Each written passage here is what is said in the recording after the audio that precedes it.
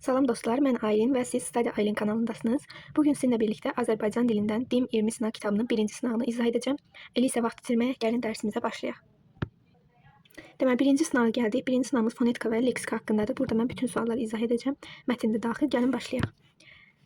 Birinci sualda bizə deyir ki, nümunədəki boşluğa yazıla biləcək sözü müəyyən edin. Bizə burada xüsusiyyətlər verilib ki, cingiltili samitlərin sayı kar samitlərdən daha çoxdur. İkinci olaraq 2 saiti uzanır, 4 hecalıdır və səhv yazılıb. Birinci, biz düz yazılan sözləri çıxsaq, bizə səhv yazılanlar qalar və tapmaq daha asan olar.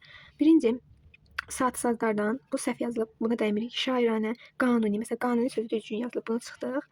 Fövqəladə. Fövqəladə sözü də səhv yazılıb, fövqəladə olur, A yox, yəni L-dan sonra A olmur.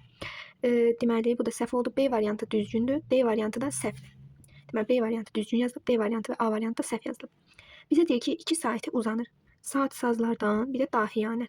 Burada 2 saati uzanır, hansına aiddir? Dahiyanəyə. Və deməli, cingilti samitlərin sayı kar samitlərdən çoxdur. Bu da D variantına aiddir. 4 hecalıdır, bu da D variantına aiddir. Çünki A variantı gördüyümüz kimi 4-dən çox hecalıdır. 1, 2, 3, 4, 5 hecalıdır A variantı. Cavabımız olur D variantı. Deməli, ikinci sual deyir, tərkibində qapalı sait olmayan sözdür. Yəni, qapalı sait olmasın. A variantında cavab A variantıdır, amma yenə də gəlin baxaq. B variantında tələffüzünə baxsaq, burada Ə olur I və I də nədir? Qapalı saitdir. D-də soyqırımı, burada I var. Y-də işlənməyəcək, yəni tələffüzündə I olur, bu da qapalıdır. Olmayanda da A, U olur, bu da nədir? Qapalı saitdir. Ona görə cavabımız A variantı. Üçüncü sualdır, cədvələ demək, gəldik üçüncü suala. Üçüncü sualda deyir, cədvəldəki doğru nümunələri müəyyən edin. Şad sözünün sinonimi. Şad sözü sifət olduğuna görə onun sinonimi də eyni nitq hissəsi, yəni sifət olmalıdır. Sifət olsa burada 1-i və 3-ü götürürük. İkinci isimdə onu götürmürük. Deməli, kədər sözünün sinonimi. Kədər isimdir. İsim isə sinonimdir, isim olmalıdır. Kədər demək, qüssəli olmaz, sifətdir. Dərdli də olmaz, amma qəm olar. Yəni 1, 3, 6, Y variantı. Dördüncü sual deyir, biri omonim deyil. A variantı omonimdir, B variantı omonimdir, Y variantı və C variantı da omonimdir. Amma şaxtanın sadəcə bir mənası var, yəni şaxta buz. Ona görə D variantı omonim deyil. Beşinci sual, fikirlərdən hansı yanlışdır? Deyir, vətən sözü xitab olduğu zaman vurğusunun yeri dəyişə bilir. Bu düzgündür. Oxşamaq sözü omonim olsa da qoyun sözü omonim deyil. Bu yanlışdır, çünki qoyun sözü də omonimdir. Seyirli sözünün hecalarının sayı ilə saitlərinin sayı fərqlidir. Bu düzgündür. Boşluq sözünün deyilişi ilə yazılışı arasında iki fərqli məqam var. Düz deyir, çünki burada L, D-yə çevrilir, Q da X-ya çevrilir. Xüsusi isimlərlə ümumi isimlər bir-biri ilə omonimlik təşkil etmir. Bu da düzgündür, yəni xüsusi və ümumi isimlər tamam fərqli olurlar. Sonra 6-cı sual. 6-cı sual biraz bulanıqdır. Deyir, sözlərin hər ikisi əsasında klasteri tamamlaya bilən fikirləri müəyyən edin. Deməli, birinci varianta baxırıq ki, fərqli samit qoşalığı var. Sözlərimiz hansıdır? Səfərbərlik və yerli sözləri. Deyir ki, bizə fərqli samit qoşalığı var da. Bu, deməli, İkisinə də uyğun deyil. Bu birinci variant. Sonra tərkibində uzanan sait iştirak edir. Hər ikisinə uyğun deyil. Deyilişi ilə yazılış arasında iki fərqli məqam var. Deməli, səfərbərlik bir fərqli məqam var. Yerli sözündə də bir fərqli. Hər ikisində bir fərqli məqam var. 1, 2, 3, 7 səhvdir bunlar. Sonra ahəng qanuna tabe edir. Bəli, hər biri tabe edir. 4-ü götürürük. 5 tərkibində qarşılığı olmayan samit var. Deməli, səfərbərlik sözündə R, yerli sözündə də R hərfinin qarşılığı yoxdur. Yəni 4 və 5. D variantı. Deyilişi ilə yazılış fərqlənən omonim olmayan sözdür. Buruq omonimdir. Deməli, buruq omonimdir. Relyefin deyilişi və yazılışı fərqlənmir. Sağın fərqlənmir deyilişi və yazılışı. Esse yenə deyilişi və yazılışı fərqlənmir. Orqan isə birincisi omonim deyil. İkincisi də deyilişi ilə yazılışı fərqlənir. Yəni, biri olur orqanısa arqan deyirik. Yəni, Y variantı. Gəldik deməli 8-ci suala. Deyir, biri cədvələ uyğun deyil. A variantında ağız açmaq frazoloji birləşməsi xahiş etmək mənasındadır. Bu əslində düzgün olmalıydı, amma qarşısına səhvdir yazılıb. Ona görə də cavabımız bu olacaq ki, cədvələ uyğun deyil. Başa vurmaq omonim frazoloji birləşmədir. Deməli, başa vurmaq. Bu düzgündür. C-də hava və səksən sözləri omonimdir. Bu da düzgündür. Hava məsələn, hava bir musiqi havası, bir də hiss etdiyimiz hava, məsələn, hava küləklidir deyəndə. Səksən bir var, rəqəm mənada bir də səksənmək. D-də yığcam sözünün sinonimi lakonik sözüdür. Bəli, lakonik yığcam deməkdir. Könlünə oxşamaq frazoloji birləşməsinin antonimi qanı qaralmaq ifadəsidir. Bu da düzgündür, bəli. Yəni cavabımız oldu A variantı. 9-da deyir, yazılış baxımından məntiqi ardıcılığı tamamlayan bəndi müəyyən edin. Burada hər bir söz, yəni ardıcıllıqda olan sözlər düzgün yazılıb, amma variantda səhv yazılan sözlər var. Biz düzgün yazılanı seçməliyik. Nəinki səhv yazılıb, məsələn, nə inci yazılır, orada y olmamalıdır. Narmanazik, nəqliyyatda 2 y var, nəşriyyatda da 2 y var, amma B düzgündür. Negativ ilə negativ yazılır. sonuncu qrammatika sualımız, yəni 10-cu sual. Leksik mənası düzgün izah olunmayan sözü müəyyən edin. Deməli, burada tənə danlaq, məzəmmət, bəli, bu düzgündür. Məxfi, gizli, bəli. Lətafət, incəlik deməkdir, bu da düzgündür. Tərxis, hərbi xidmətdən buraxılmaq deməkdir. Legalda səhv verilib, üstünlük və güzəşt demək deyil. Legal deməli qanuni deməkdir. Yəni qanunla yerinə yetirilən bir şey qanuni. Ona görə də Y variantı səhv oldu. İndi qrammatikanı bitirdik. İndi birinci mətnimiz PIP mətnidir. Gəlin bunu birlikdə oxuyaq və suallarına cavab verək. Deyir, günəşli bir iyun günü idi. Bacım Jenny ilə məktəbdən evə qayıdırdıq. Birdən küçənin ağzındakı zibil qutusunun yanından quş səsi gəldi. Tez ora getdik. Yerdə bir qaranquş vardı. Sağ qanadı əzildiyindən uça bilmirdi. Bacım onu əlinə götürdü, sığal çəkdi. Qaranquş dayanmadan cikkildəyirdi. Onu evə gətirdik. Anamın quşa yazığı gəldi və onu sağaltmaq qərarına gəldik. Anam məni pambıq və deməli sarğı dalınca göndərdi. Tez gedib çəkməcədən onları gətirdim. Anam quşu masanın üzərinə qoydu. Qanadına yaxından baxdı. Quşun qanadını ehtiyatla təmizləyib sarıdı. Quş artıq rahat idi. Biz çörək qırıntıları ilə onu bəsləməyə başladıq. Ağzına su damcıldatdıq. Burada boşluq verilib. Tənbəllik etmir, ona yaxşı qulluq edirdik. Qaranquşa Pip adını verdik. Ona bir qəfəs aldıq. Hər axşam qəfəsi bir parça ilə örtürdük ki, rahat yata bilsin. Hər səhər qəfəsi həyətə çıxardıb gəzdirirdik, amma Pip uça bilmirdi. Ona görə də həmişə kədərli idi. Bir müddət keçdi, Pipin qanadı düzəldi. Ancaq anam kiçik qayçı ilə Pipin qanadını sarğısını kəsdi. İndi o yenidən uça biləcəkdi. Ertəsi gün qəfəsin qapısını açdıq. Pip uçmağa başladı. Biraz qanad çıxdıqdan sonra qəfəsə döndü. Biz ona baxıb çox sevinirdik. Artıq hər gün Pip biraz uçur, sonra qəfəsə qayıdırdı. Beləcə 2 həftə keçdi. Biz yenə qəfəsi həyətə çıxarıb qapısını açdıq. Bu dəfə Pip qanadlanıb bir qədər uçdu və gözdən itdi. Biz qəfəsin ağzını açıq saxladıq, amma Pip qayıtmadı. Axşama dək gözlədik və sonra anladıq ki, o bir daha qayıtmayacaq. Biz Pipdən ötürü çox darıxdıq. Bir neçə aydan sonra bacımla məktəbdən qayıdanda ağacın budağında bir qaranquş gördük. Diqqətlə baxdıq. Sağ qanadında yara izi var idi. Bu Pip idi. Səssizcə ona tamaşa elədik. O bir müddət civildədi. Sonra qanadlandı və dostlarına qoşuldu. Görünür Pip sağollaşmağa və bizə təşəkkür etməyə gəlmişdi. Çox maraqlı bir mətn idi və oxuduq. İndi keçək suallarına. Deyir, mətn əsasında hansı sualın cavabını müəyyən etmək olmaz.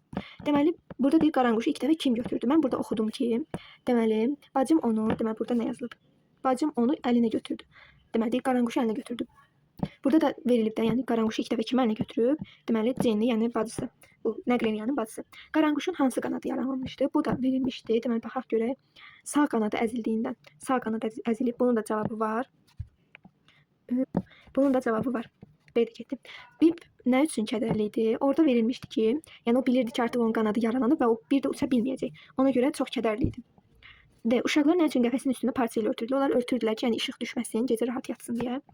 Y-də həkim quşun qanadı barədə nə dedi? Birincisi, onlar quşu həkimə aparmamışdılar, evdə sağaltmışdılar və yəni belə bir şey heç mətndə yoxdur. Ona görə də Y variantı səhvdir. Deməli, 11-ci sualın cavabı oldu Y. İndi 12-ci suala gələk. Mətnə əsasən müqayisə cədvəlindəki doğru fikirləri müəyyən edin. Burada verib ana quşun yaralarını sarıyır. Bu düzgündür. Quşa qəfəs alır. Uşaqlara yazıb quşun sarğısını kəsirlər. Quşun sarğısını anası kəsir. Deməli, burada yenə dəqiqləşdirək. Burada anam kiçik qayçı ilə burada yazılıb. Anam kiçik qayçı ilə Pipin qanadının sarğısını kəsdi. Amma burada verilib ki, uşaqlar kəsdi. Yəni bu səhvdir. Uşaqlar kəsməyib. Deməli, 3 getdi. Ona görə 3 olanları çıxsam. Ağacın budağında qaranquşu görürlər. Uşaqlar görür. Bəli, 1-4 düzgündür. Sonra zibil qutusunun yanında quş tapır. Bu həm ana, həm də uşaqlara ortaq yazıblar, amma anaya ortaq deyil, uşaqlara aiddir. Bacılar ikisi görürlər quşu və evə gətirirlər. Yəni burada olacaq 1-4. Cavabımız da B variantı. 13-cü sual deyir, mətnə əsasən yanlış fikir müəyyən edin.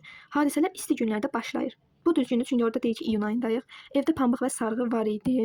Yox idi, çünki deməli burada deyir ki, tez gedib çəkməcədən.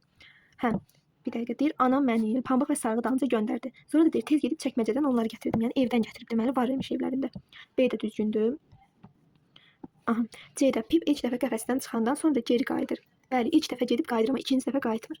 Quş sağalsa da qanadında yara izi qalmışdı. Bəli, bu da düzgündür. Bunu biz hardan bilirik? Deyir, biz onu budaqda gördük və Pipi nədən tanıdıq? Deməli, qanadındakı yara izindən tanıdıq. Yəni qalmışdı yara izi. Y-də uşaqlar axşamlar quşu qəfəsdən çıxarırdılar.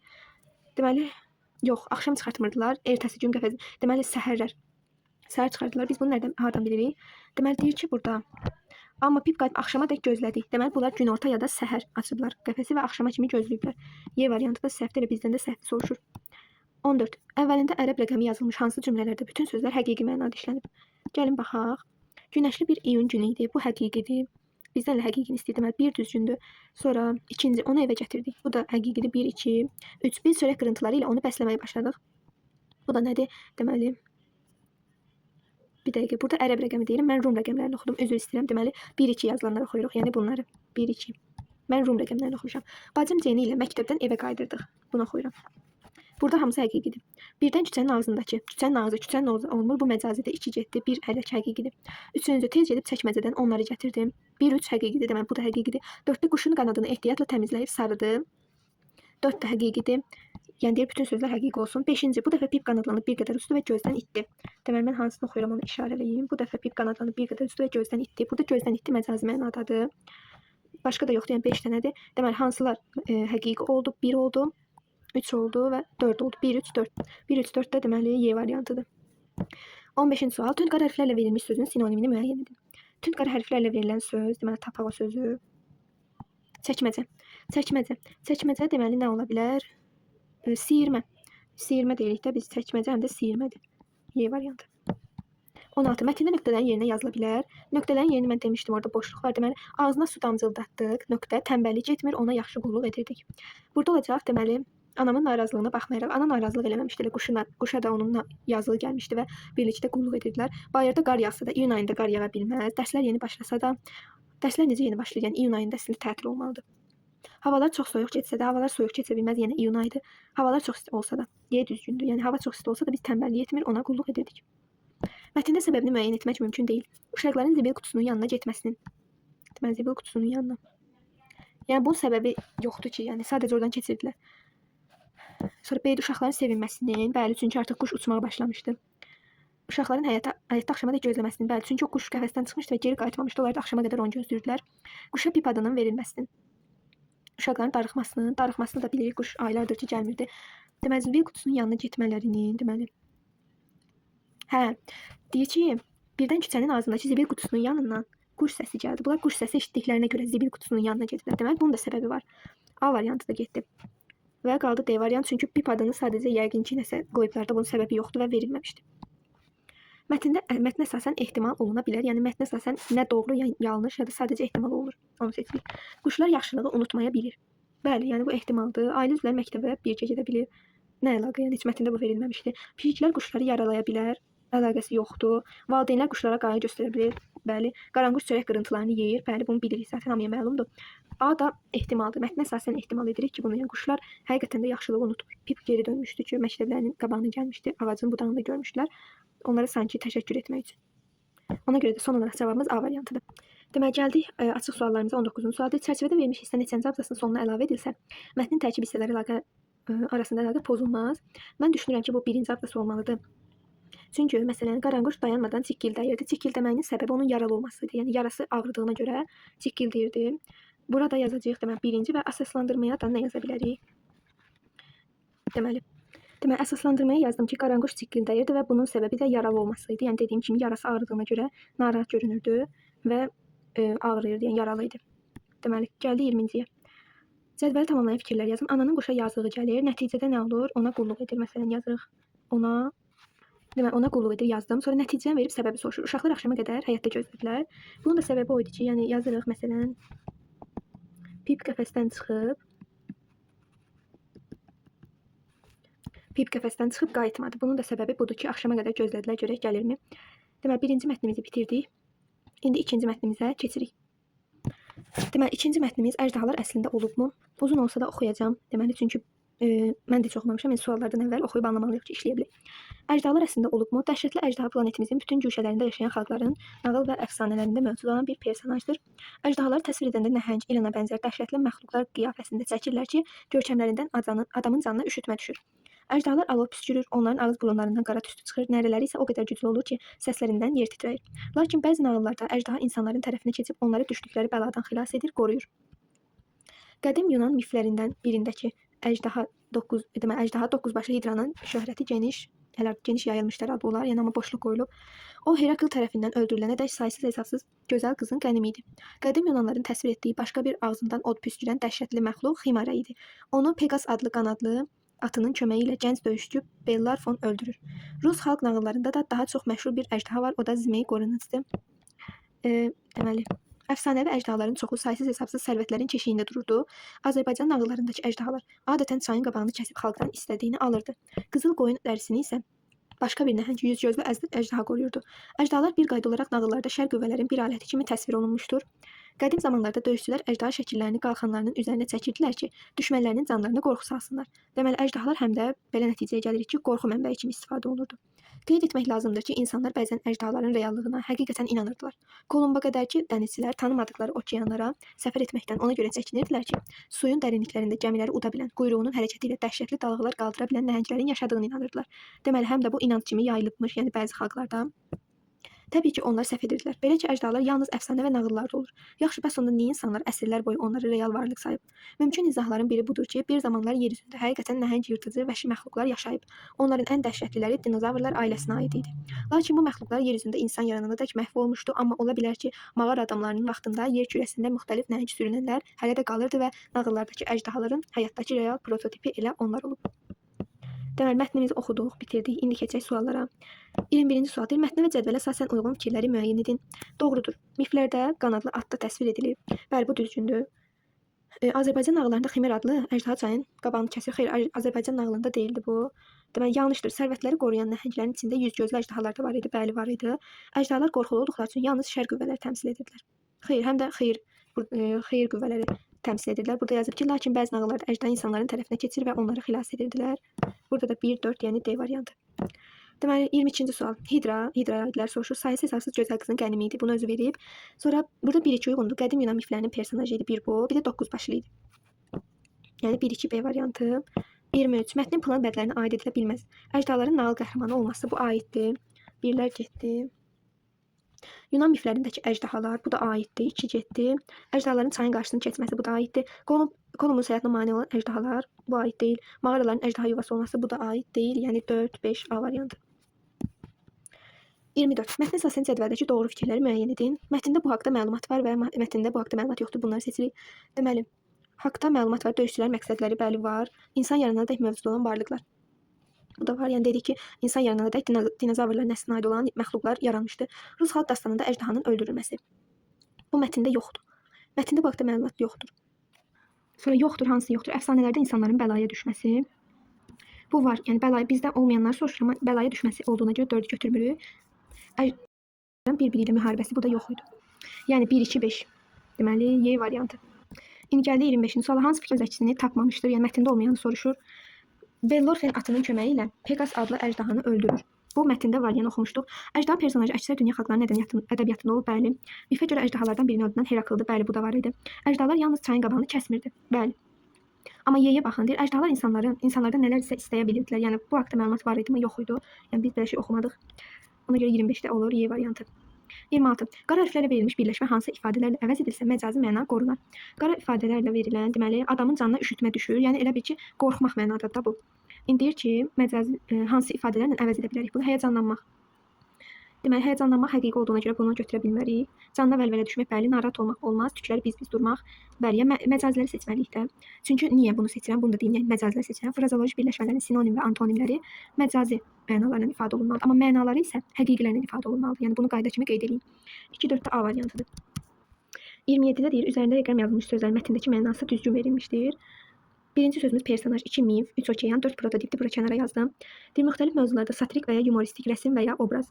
Sonra fanatik elementləri özündə əks etdirən ədəbi janr, dünya sularının quruya çox daxil olmuş, lakin dənizlərlə sərbəst əlaqəsi olan hissəsi. Bir obraz əsasında dayanan real varlıq. Burada biz 2-4 götürəcəyik, çünki 1 və 3 yəni izah olaraq düzgün verilməyib. 2 və 4, yəni C variantı. 28-ci sual deyir, mətnin əsasən səbəbini müəyyən etmək mümkündür. Əjdahaların təsvirlərinə baxanda insanın canına üşütmə düşməsinin. Bu mümkündür, çünki qorxulu görünürdülər. 1. Əjdahaların olduğu məkanda yerin titrəməsinin. Bəli, çünki nərə çəkəndə ətraf titrəyirdi.